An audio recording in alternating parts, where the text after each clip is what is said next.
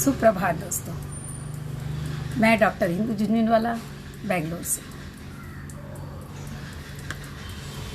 हर रोज़ की तरह एक बार फिर से श्रावण मास उत्तर भारतीयों के लिए समाप्त हो गया है और भादों का महीना आया है। महीनों के नाम कुछ भी दे दो, लेकिन अगर ऋतुओं के हिसाब से देखूँ ना तो सावन और भादो, बल्कि कहूँ कि आषाढ़ से जो शुरू होती है बारिश हल्की हल्की और उसके बाद भादों तक अपनी चरम अवस्था में प्राप्त होती है। रोज़ बरसात, रोज़ बादल छाते हैं, रोज़ उमड़ घुमड़ कर बारिश होती है, रिमझिम फुहारें पड़ती है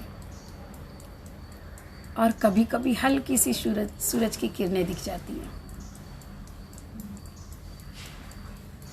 यूँ तो देखा जाए तो जो ये बादल है ना, जब छा जाते हैं तो बहुत सारी यादों को साथ में लेकर आते हैं। और अगर विरहिणी की बात करूं, विरह की बात करती हूं, तो ये बादल अच्छे नहीं लगते। सूर्य की किरणें ना हो ना तो कहीं ना कहीं एक मन बड़ा अशांत हो जाता है, जब मन दुखी होता है। और वही जब बात मिलन की हो, खुशियों की हो, तो ये बारिश की बूंदें जो है ना और हमारी खुशी को बढ़ा देती हैं। ऐसे लगता है कि जैसे वो नृत्य कर रही हैं पृथ्वी पर, एक एक टप टप बूंद पड़ती है और नृत्य की तरह लगता है कि खुशी में नाच रही हैं सारी बूंदें। तो बारिश की बूंदें भी वही है, बादल भी वही हैं, आकाश भी वही है, किंतु हमारा मन वही नहीं है।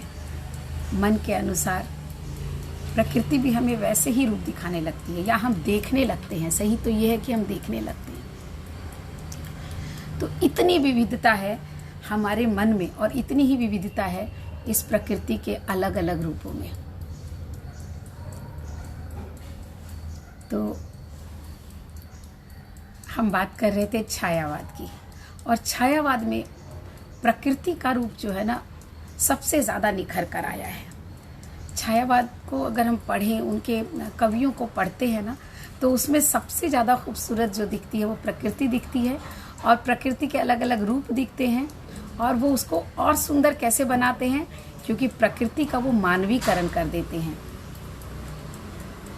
जैसे कि मैंने बताया था कि दिवस का अवसान समीप था, मेघमय आसमान से उतर रही थी संध्या सुंदरी धीरे धीरे धीरे। और या प्रकृति को हर रूप में, प्रकृति के हर रूप को वर्णन किया है, उसको हर स्थिति में उसके लिए जो कवि वर्णन करते हैं ना, उसको उसमें प्रतिरूपित कर देते हैं। मानव की भावनाओं को इस तरह से प्रतिरूपित कर देते हैं कि वो प्रकृति जैसे कि एक स्थूल वस्तु नहीं है, बल्कि मानव की तरह वो अपनी भावनाओं का प्रतिबिंब बन जाती है मानव के लिए। तो इस अर्थ में प्रकृति को जिसने लिया है वो हैं हमारे जयशंकर प्रसाद, पंत जी और निराला। सबने प्रकृति को उसी रूप में लिया है, महादेवी ने भी लिया है, लेकिन सबका वर्णन बड़ा अलग अलग है। प्रसाद की अगर बात करूं तो जयशंकर प्रसाद वास्तव में इनका जो साहित्य है ना, वो एक मतलब इतना श्रेष्ठ साहित्य लिखा है इन्होंने। जयशंकर प्रसाद ने कला की दृष्टि से, भाव की दृष्टि से, दो ही दृष्टियाँ तो बनती है ना जब हम किसी साहित्य को आंकने की कोशिश करते हैं कि उसका भाव पक्ष कितना सुदृढ़ है या उसका कला पक्ष कितना सुदृढ़ है। जब हम भाव पक्ष की बात करते हैं तो बात आती है कि उनमें जिन भावनाओं को आपने डाला है, जिन विचारों को आप संप्रेषित करना चाहते हैं, वो विचार कैसे हैं, वो भाव कैसे हैं। और फिर कला पक्ष में हम क्या देखते हैं, उसकी भाषा कैसी है, शैली कैसी है, उसको प्रकट करने का तरीका कैसा है। तो मज़ेदार बात तो ये है कि शैली जो होती है हमारी प्रकट करने की, वही तो कविता, कहानी और अलग अलग विधाएं बन जाती है। तो अगर कविता की शैली, जो काव्य की जो शैली है ना, वो गद्य को बिल्कुल अलग कर देती है पद्य से। और अगर हम उस शैली में नहीं बात करते हैं, उस शैली में नहीं कहते हैं, तो वो बात आम बात हो जाती है। जब कोई भी बात को आप आम तरीके से कह सकते हैं, बहुत सीधा सा तरीका है किसी को अपनी बात कहने का, और वो तरीका भाषा ने हमें दिया है कि भाषा के द्वारा हम अपनी बातों को दूसरों तक भेज दें। लेकिन उसी भाषा को जब हम सुंदरता से सजाते हैं, छंद और अलंकारों में समेट लेते हैं, कहने का जब हमारा तरीका अलग हो जाता है, तो वो काव्य बन जाता है। और इन सारी बातों का अर्थ ये है कि जयशंकर प्रसाद ने जिस तरह से अपनी बातों को रखा है ना, और कमाल की बात यह है कि सिर्फ कविता में नहीं, काव्य में नहीं, अगर आप उनके नाटक भी देखो तो नाटक भी उनका ऐसे लगता है कि जैसे वो काव्य का ही एक रूप है। उसकी भाषा शैली जो है बिल्कुल ऐसा लगता है कि जैसे हम कोई कविता पढ़ रहे हैं नाटकों में भी। तो सिर्फ जयशंकर प्रसाद को कवि नहीं कह सकते हैं, उन्हें साहित्यकार कहेंगे, क्योंकि उन्होंने सिर्फ कविता नहीं लिखी है, उन्होंने साहित्य की अन्य विधाओं को बड़ी अच्छी से छुआ है। और जिसमें कि उनके जो नाटक हैं, जिसकी मैं बात कर रही थी कि उन्होंने अपने नाटकों में भी काव्य शैली को ही अपनाया है। जब भी वो कुछ कहते हैं, जब भी बात दर्शन की होती है, जब भी बात प्रेम की होती है, और कमाल की बात है कि जब भी बात देश प्रेम की होती है, तो वहाँ तो वो लगता है कि कविता कहने का जो मोह है ना, इस शैली को वो छोड़ ही नहीं पाए हैं और उन्होंने कविता ही कह डाली है। तो आज उनका जो ये देश प्रेम है ना, मैं आज उस देश प्रेम की बात करूंगी। और उस देश प्रेम में जो उन्होंने सबसे पहली जो उनकी कविता है, वहाँ से शुरू करते हैं हम। हिमाद्रि तुंग शिंग से प्रबुद्ध शुद्ध भारती, स्वयं प्रभा समुज्ज्वला स्वतंत्रता पुकारती।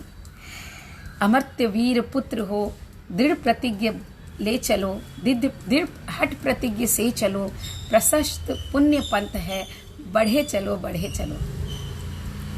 ये वाली जो कविता है ना, ये हम लोग, मुझे पूरी इसलिए याद है क्योंकि हम जब स्कूल में थे, मैंने स्कूल की बहुत बार बातें की है। तो हमारे स्कूल में रोज़ जब हम सुबह प्रार्थना करते थे और उसके बाद पीटी करते थे, मार्च पास्ट करते थे रोज़। पहले के स्कूलों में ना ये एक बहुत अच्छी चीज़ थी, आज इस चीज़ों का बहुत कम मुझे मिलता है कि स्कूल में जाने के बाद ना सुबह सुबह जो है हमें थोड़ी सी योगिक क्रियाएं, थोड़ा सा शारीरिक व्यायाम करना होता था सबको मिल करके, और उसके बाद मार्च पास्ट भी कराते थे, जिसको कि मैं कह सकती हूँ वॉकिंग एक तरह की हो जाती थी और बॉडी का एक बहुत अच्छा एक्सरसाइज होता था। तो हम जितनी देर मार्च पास्ट करते थे ना, उतनी देर हमें ये गाना था, मतलब इस गीत को पूरा हम खत्म करते थे।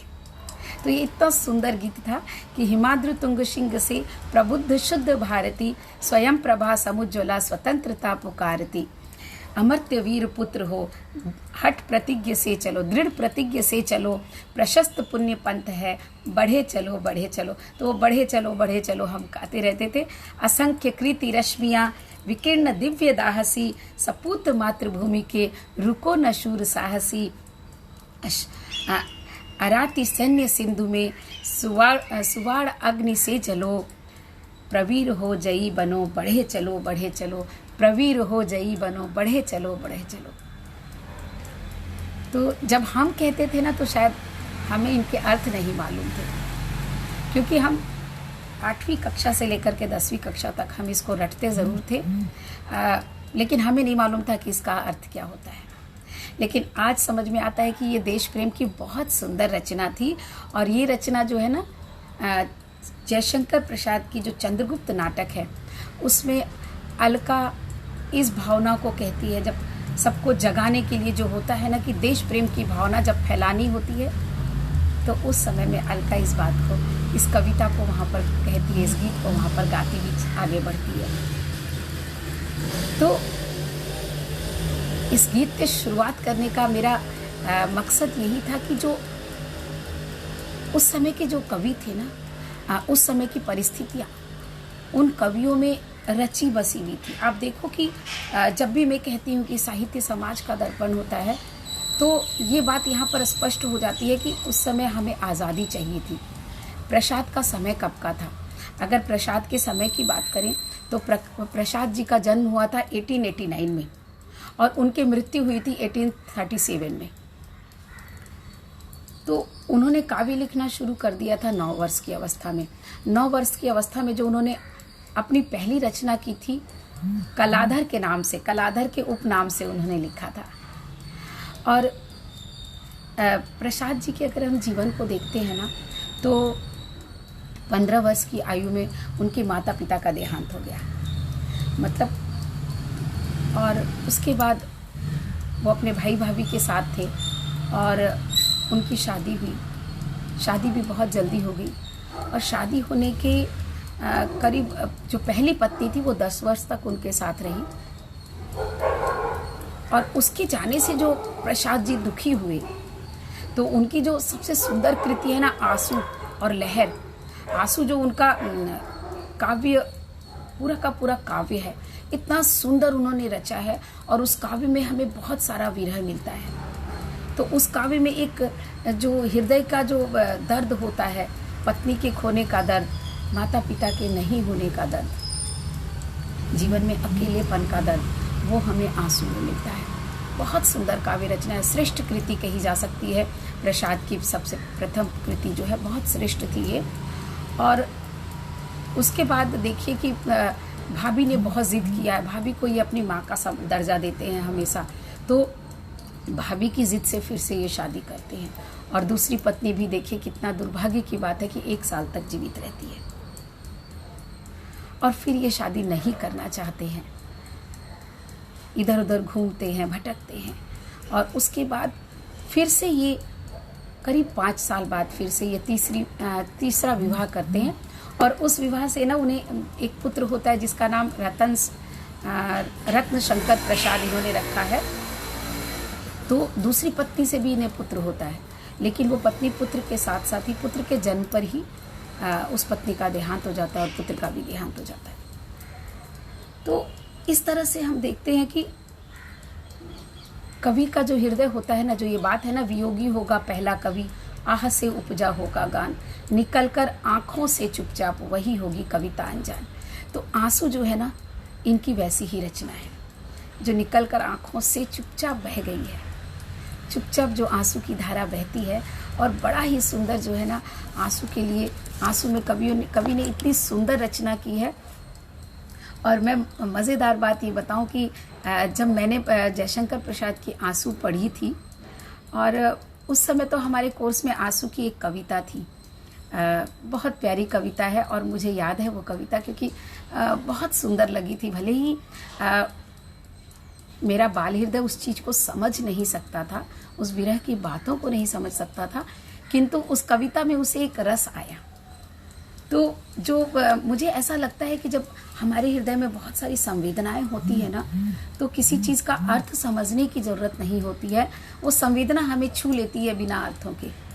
और हम देखते हैं ना, प्रकृति में भी जब कोयल गाती है या कोई पक्षी जो है रोता ऐसा दिखता है, तो पता नहीं वो रोता है या गाता है, लेकिन उसकी जो संवेदना है कहीं ना कहीं हमारे हृदय को छू जाती है। तो मुझे ये लगता है कि जो हमारे मन की संवेदना है ना, वो इन भाषा से कहीं बहुत परे है। भाषा, उसके अर्थ, वो तो बहुत बाद की बात है। उसके पहले ही लोगों की संवेदना ना, किसी का चेहरा देखते हैं उदास चेहरा और वो संवेदना हमें छू जाता है। वो कुछ कहता नहीं है लेकिन छू जाती है वो संवेदना हमें। तो ये एक जो है ना कवि हृदय की बात होती है। तो उस समय जो उन्होंने आंसू में जो कविता लिखी थी कि बड़ी ही सुंदर है कि इस करुणा कलित हृदय में अब विकल रागिनी बजती, क्यों हाहाकार स्वरों में वेदना असीम गुजरती उभरती। और एक उन्होंने लिखी थी, जो घनीभूत पीड़ा थी मस्तक में स्मृति सी बन छाई, दुर्दिन में आंसू बनकर वह आज बरसने आई। और मैं उनकी इस रचना से इतनी प्रभावित हुई थी कि आज सोचती हूँ तो बड़ी हंसी आती है। जब मैं अपनी करीब 1978 की बात है, ये 77-78 की 1977 की जो डायरी थी, उसमें मैंने इस कविता को लिखा था, जो डायरी मेरे पास आज भी है। 1978 तो आप सोच सकते हैं कि कितने साल हो गए होंगे, करीब 20 साल से 40 साल से ज़्यादा की बात हो गई। और 1978 जो मेरी पहली कविता की डायरी थी, उसमें मैंने इस कविता को भी लिखा और इतनी अच्छी लगी कि मैंने उस कविता को लिख करके अपनी एक कविता बनाई और वो भी उसमें लिखा। तो आज जब मैं उसको खोलती हूँ तो मैं थोड़ा कंफ्यूज हो जाती हूँ कि ये मेरी कविता है या प्रसाद की। तो ये जीवन के ना बड़े ही एक रोचक से प्रसंग बन जाते हैं। तो जो आंसू कविता है, आंसू का जो काव्य संग्रह है, उसमें कवि हृदय का ये दर्द उभर कर आया है जो उन्होंने झेला था। और जब संवेदनाएं छूती है ना मन को, तो वो काव्य अपने आप श्रेष्ठ हो जाता है। और इसीलिए निर्विवाद रूप से उस समय के जितने भी विचारक, आलोचक, हजारी प्रसाद द्विवेदी, रामचंद्र शुक्ल, ये जितने भी विचारक हुए थे, राम कुमार वर्मा, सबने इनकी इस रचना को जो ना श्रेष्ठ कृति कहा है, आंसू को। तो वास्तव में मुझे क्या लगता है कि जो कविता जो संवेदनाओं को छूती है ना, जिसमें संवेदनाएं होती है ना, वो कविता ही श्रेष्ठ कविता होती है। बाकी कविता करने के लिए तो कोई हर्ज नहीं है, शब्दों का जोड़ तोड़ करके हम कविता लिख सकते हैं। और बात थोड़ी विचित्र जरूर है, लेकिन आजकल जब मैं देखती हूँ ना, बहुत सारे कवियों की ऐसी रचनाएं देखती हूँ जो दो शब्द वहाँ से उठाते हैं, एक पंक्ति वहाँ से उठाते हैं, एक लाइन वहाँ से उठाते हैं और उसे जोड़ करके कविता कह देते हैं और अपनी कविता बना देते हैं। तो वास्तव में वो कविता नहीं है। जब आप कहीं से कोई पंक्तियाँ उठाते हो, वास्तव में अगर सच कहूँ तो चुराते हो। ठीक है, किसी को आधार मान करके कविता लिखा जा सकता है, क्योंकि मनुष्य की भावनाएं तो सबके हृदय की वही है ना। लेकिन आप जोड़ तोड़ करके जब बना देते हो तो वो कविता नहीं होती है। आप किसी की कोई पंक्ति आपको अच्छी लगती है, आप उसका पंक्ति को लेते हो और उस पर अपने मन भावों का प्रकाशन करके जब कुछ लिखते हो तो वो कविता बन जाती है। लेकिन 10 लोगों की 10 जगह की, और आजकल तो गूगल पर इतना कुछ अवेलेबल है कि मैं देखती हूँ कि लोग कहीं से कोई एक पंक्ति, किसी की एक पंक्ति, किसी की दूसरी पंक्ति उठा लेते हैं। तो ये एक तरह की चोरी है और इससे हमेशा बचना चाहिए अगर हम चोर नहीं कहलाना चाहते हैं। तो मुझे बड़ा अजीब लगता था जब लोग कहते थे कि साहित्य की चोरी होती है। मैंने कहा साहित्य कोई चुराने वाली चीज़ है क्या? मतलब हंसी आती थी, और ये हंसी आज से 4-5 साल पहले तक आती थी, क्योंकि तब तक मुझे पता नहीं था कि साहित्य की चोरी किस तरह से हो सकती है। मुझे ऐसे लगता था। लेकिन जब मैंने देखा कि मेरी ही कविता को कोई अपने नाम से कहीं छपा रहा है, मेरे ही लेख को किसी और के नाम से छापा जा रहा है, तब पहली बार मुझे एहसास हुआ कि कैसे साहित्य की चोरी होती है। और मुझे बहुत विचित्र लगा था। बहुत विचित्र है ये, एक्चुअल में बहुत विचित्र है। और अभी तो हद हो गई है जब मैं सुनती हूँ कि लोग अपना नाम रखने के लिए किसी ऐसे कवि से जिसके पास की क्षमता नहीं है कविता छापने की या पुस्तक पर पैसे खर्च करने की। क्योंकि पहले ज़माने में तो प्रकाशक पीछे पीछे आते थे कवियों के कि आप अपनी कविता दीजिए, हम छापेंगे, और वो छाप करके पारिश्रमिक भी देते थे। और आज एक विचित्र हिसाब चल गया है कि आप अपनी कविताएं दीजिए, हम छापेंगे, और आप इतने पैसे भी दीजिए। तो हर किसी के पास संवेदनात्मक हृदय तो हर किसी के पास होता है, लेकिन पैसा हर किसी के पास हो कविता छपाने के लिए ज़रूरी नहीं है। और ऐसे में वो व्यक्ति अपनी कविता एक तरह से बेच देता है। कोई दूसरा व्यक्ति, धनवान व्यक्ति जो है, अपने नाम से उन कविताओं को छपवा देता है, उससे लेकर के उसके बदले उसको कुछ पारिश्रमिक दे देता है। ये स्थिति बहुत दुखदाई है, बहुत दुखदाई है। और 3 दिन पहले तो मुझे इस स्थिति ने इतना झकझोरा। परसों सुबह की बात है, जब मैं पूजा रूम में बैठी थी तो मेरे मन में एक ख्याल आया कि मैं ऐसे साझा संकलन निकालूं लोगों के, जिसमें हर उस कवि की रचना हो जो बहुत श्रेष्ठ लिखता है, लेकिन वो छपा नहीं सकता या छपवाने की या तो उसमें सामर्थ्य नहीं है या शक्ति नहीं है या उतनी मेहनत वो नहीं कर पाएगा। तो उन कवियों का साझा संकलन मैं निकालूंगी। और चूंकि परसों ही ये सोचा है और परसों ही मैंने 2-3 कवियों से, ऐसे कवियों से बात भी की है, तो मैं ये आप सबसे भी कहना चाहूँगी कि जो संवेदना आप अपनी कविताओं में उधेलते हैं, और किसी भी कारण से, सिर्फ धन की बात नहीं होती है, जीवन में बहुत सारे कारण होते हैं, अगर आप अपनी पुस्तक नहीं छपा पाते हैं तो मैं साझा संकलन निकालूंगी। और एक साझा संकलन में 10 लोगों की 8 कविताएं होंगी, जिसके लिए आपको सिर्फ और सिर्फ अपनी कविता देनी होगी और कुछ नहीं।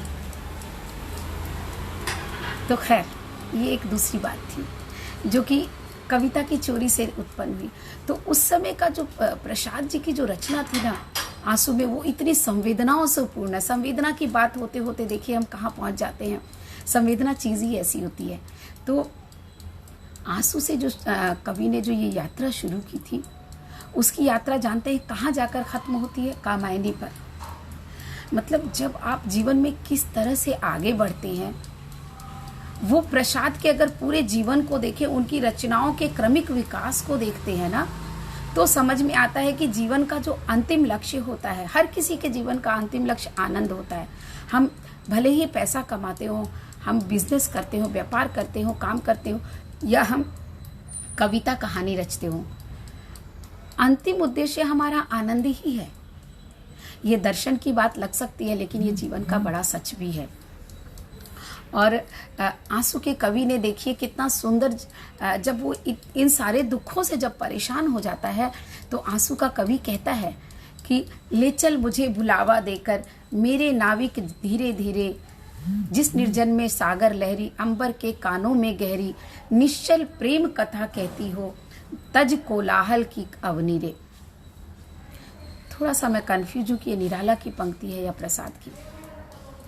तो छायावाद के कवि जो कि विरह से आगे बढ़ते हैं, वो विरह से आगे बढ़ते बढ़ते इस दुनिया से पलायन की बात भी करते हैं। तो पलायन की बात जब करते हैं ना, तो मैं कहती हूँ कि छायावादी कवियों ने सिर्फ पलायन नहीं किया है, पलायन हम सभी करते हैं। जब हम सभी बहुत दुख में होते हैं, वो थोड़े से पल होते हैं जीवन के, उसको जीवन से पलायन नहीं कह सकते हैं। हर व्यक्ति के जीवन में ऐसे पल आते हैं जब उसकी इच्छा होती है कि मैं इस जीवन से पलायन कर जाऊं, मैं इस जीवन से दूर हो जाऊं, मैं इस जीवन से भाग जाऊं, कहीं छिप जाऊं। लेकिन वो पल होते हैं, दूसरे ही पल हमारे हृदय में जो है जीवन जीने की भी चाह उत्पन्न हो जाती है, जीवन के उस सत्य को पाने की भी चाह हो जाती है। और तभी तो प्रसाद जी कितना सुंदर कहते हैं कि इस पथ का उद्देश्य नहीं है श्रांत भवन में रहना, इस पथ का उद्देश्य नहीं है श्रांत भवन में रहना, किंतु पहुंचना उस सीमा तक जिसके आगे राह नहीं है, किंतु पहुंचना उस सीमा तक जिसके आगे राह नहीं है। तो देखिए आंसू का जो कवि कहता है कि इस करुणा कलित हृदय में क्यों विकल रागिनी बजती। जो दुख की बात करता है वही जीवन जीने की बात करता है, जिजीविषा की बात करता है कि हम जिस पथ पर आगे बढ़ रहे हैं, हम जिस जीवन को जी रहे हैं, वहाँ पर शांत होकर, दुखी होकर ठहरने की बात नहीं हो सकती है, बल्कि दुख से आगे बढ़ने की बात होती है। उससे हम और आगे बढ़ते जाएं, और कहाँ तक आगे बढ़ें? उस सीमा तक आगे बढ़ें जिसके आगे राह नहीं है। तो देखिए कितना आशावादी दृष्टिकोण है इतने सारे दुखों के बाद भी। तो अगर जीवन में दुख आए ना, तो घबराने की बात नहीं है, वो कुछ पल होता है। जैसे हर रात के बाद सवेरा हो जाता है ना, तो वो एक रात होती है जीवन की, वो पूरा जीवन नहीं होता है। और तकलीफ कहाँ पर आ जाती है? जब हम इस बात को नहीं समझते हैं, हम उस एक रात को पूरा जीवन मान लेते हैं। और जब हम पूरा जीवन मान लेते हैं ना, तब हम जीवन से पलायन की बात करते हैं। और ऐसे में ही पलायन होता है, और ऐसे में ही जो हम बहुत सारी जो आत्महत्या की बातें सुनते हैं, वो इसी कारण होती है क्योंकि उन्हें वो एक रात पूरा जीवन लग जाती है। और ऐसे में मुझे लगता है ना, साहित्य बहुत बड़ी भूमिका निभाता है। अगर आप कुछ अच्छा पढ़ लेते हैं, मैं देखती हूँ कि जब कभी कभी मन जब बहुत दुखी होता है, और उस समय मैं जानबूझ करके ना पन्ने पलटना शुरू कर देती हूँ, और कहीं जाकर ठहर जाती हूँ जहाँ पर कोई एक आशा की बात होती है, कोई एक अच्छी सी बात होती है, और मन वापस मुड़ जाता है सुबह को पाने के लिए, सुबह की चाह में। तो साहित्य अपने आप में एक बहुत खूबसूरत सा खजाना है मेरी दृष्टि में। धन और संपत्ति जो भी हम बात करते हैं, जो हम अर्जन करते हैं, पद की बात करते हैं, ये सब आने जाने वाले हैं। आज कोई प्रधानमंत्री है, कल वो कुछ भी नहीं हो सकता है। लेकिन साहित्य जो हमारे हृदय में दे देता है, जो स्थापित कर देता है जिन भावनाओं को, वो भावनाएं जो है ना, हमें जीवन के पग पर रास्ता दिखाती है। और प्रसाद की रचनाओं में ना हमें ये बड़ा कूट कूट करके मिलता है। कामायनी की बात जब मैं करूँगी, कल मैं कामायनी की बात करती हूँ, और कामायनी में आप देखिएगा कि किस तरह से जीवन के अलग अलग पायदानों को लिया है। और किसी ने, मैंने पढ़ा था कहीं कि किसी ने लिखा कि कामायनी जो है ना, आज के युग का रामायण है। रामचरितमानस से उसकी तुलना कर दी थी किसी ने। मैंने इस पर सोचा, बहुत सोचा, तो कहीं ना कहीं मुझे लगा कि ठीक है, रामचरितमानस एक पवित्र ग्रंथ की तरह हमने धार्मिक ग्रंथ माना, लेकिन अगर काव्य की दृष्टि से देखते हैं, भाव की दृष्टि से देखते हैं, जीवन को जीने की दृष्टि से देखते हैं, तो कामायनी में वो सारी कुछ बातें हमें मिलती है जिसमें ज़्यादा पात्र नहीं है। तो खैर, कामायनी की बात हम जब हम सोचते हैं तो लगता है कि कामायनी पर बात करते करते तो पता नहीं कितने घंटे और कितने दिन हो जाएंगे, क्योंकि जब जीवन की बात होती है तो जीवन तो बड़ा लंबा होता है ना, और जीवन से ज़्यादा लंबी होती है हमारी विचारधारा। तो आप देखेंगे कि प्रसाद के अंतर ना हमें देश प्रेम मिलता है, हमें जीवन जीने की शैली मिलती है, हमें जीवन का दुख मिलता है, विरह मिलता है, लेकिन उस विरह पे ठहरने की बात नहीं मिलती है, विरह से आगे बढ़ने की बात मिलती है, खुशी की बात मिलती है, आनंद की बात मिलती है, जो कि जीवन का मूल तत्व होता है, जो कि जीवन का मूल लक्ष्य होता है, मैं कहूँ। और बात मेरी नहीं है, अगर आप सब अपने अंतर को टटोलेंगे ना, तो आप सबको ये दिखेगा कि जीवन, हम अंत में, कोई भी कार्य के अंत में हम क्या चाहते हैं? आनंद चाहते हैं, खुशी चाहते हैं। जीवन का मूल तो उसी में है ना, और हम मूल को भूल जाते हैं। हमारा साध्य आनंद है, लेकिन हम साधन में अटक कर रह जाते हैं। मैं देखती हूँ कि कोई व्यवसाय करता है, कोई पैसा कमाता है, तो वो बोलते हैं ना, 99 का जो चक्कर होता है, वो 99 के चक्कर में फंस कर रह जाता है। 99 का चक्कर मतलब जब आपके पास 1 से 99 तक हो गया तो आप उसको 100 करना चाहते हो, और जब वो 100 हो जाता है और 100 के बाद 1 हो जाता है तो वापस आप 99 करना चाहते हो। तो इस चक्कर में ना हम भूल जाते हैं कि हम पैसे क्यों कमा रहे थे, हम पद क्यों कमा रहे थे, हम क्यों ये काम कर रहे थे। ये काम एक साधन है, हमारी साधना है उस साध्य तक पहुंचने के लिए, लेकिन हम साध्य को भूल जाते हैं। और जब जब व्यक्ति साध्य को भूलता है ना, तब जीवन में जो है संघर्ष की, दुख की, अवसाद की, निराशा की स्थिति आ जाती है। और इस दुख, निराशा और अवसाद की स्थिति का चित्रण प्रसाद जी ने अपनी रचनाओं में बड़ी ही खूबसूरती से किया है, बहुत खूबसूरती से किया है। तो जैसे मैं कह रही थी कि प्रसाद जी को हम सिर्फ कवि नहीं कह सकते हैं, क्योंकि जो कविताएं लिखता है वो कवि होता है, लेकिन प्रसाद जी ने सिर्फ कविताएं नहीं लिखी है, उन्होंने साहित्य के क्षेत्र में जो उनके नाटक हैं, वो नाटक उस समय की जो ज़रूरत थी उसको प्रतिभाषित करते हैं उस समाज में, जबकि हम आज़ादी के लिए लड़ रहे थे।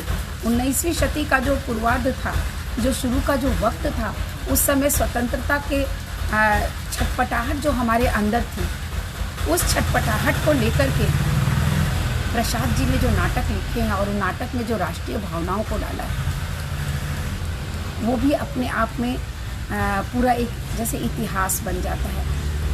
इतिहास यहाँ पर कहने का अर्थ मेरा ये नहीं है कि विगत हो जाता है, इतिहास कहने का मेरा ये अर्थ है कि उसके बाद एक पूरा एक शास्त्र बन जाता है। उसके बारे में अगर हम चर्चा करते हैं प्रसाद के नाटकों के बारे में, तो उनके नाटकों में इतना कुछ है कि जैसे पूरा जीवन समाहित है।